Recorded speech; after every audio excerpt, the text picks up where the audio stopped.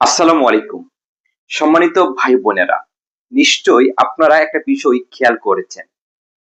যে সরকারি ক্ষমতায় আসে শুরুতে পুলিশের পোশাক পরিবর্তন করার চেষ্টা করে। অ্যাকচুয়ালি পুলিশের পোশাক পরিবর্তন করলেই কি পুলিশের চরিত্র বদলাবে? পুলিশ কি সৎ দক্ষ হয়ে গড়ে উঠবে? নিশ্চয়ই না। কারণ হচ্ছে মূলত পুলিশের চরিত্র নির্ভর করে ক্ষমতাসীনদের চরিত্রের উপর। যতদিন পর্যন্ত একক গোষ্ঠীবাদী স্বৈর রাজনীতি থাকবে ততদিন মানুষ অমানুষ হবে। যতই পোশাক পরিবর্তন করুক, মানুষের স্বভাব, আচার আচরণ কখনই পরিবর্তন হবে না।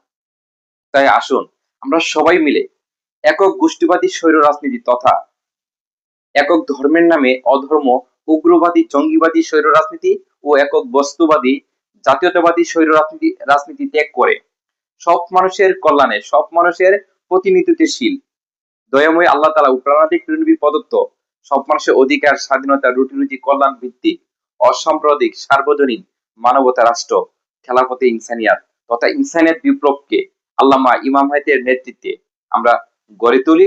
তাহলে মানবিক রাষ্ট্র, মানবিক দুনিয়া গড়ে উঠবে। এই পেজটিকে ফলো করে আপনারা আমার পাশে থাকুন। সবাইকে ধন্যবাদ।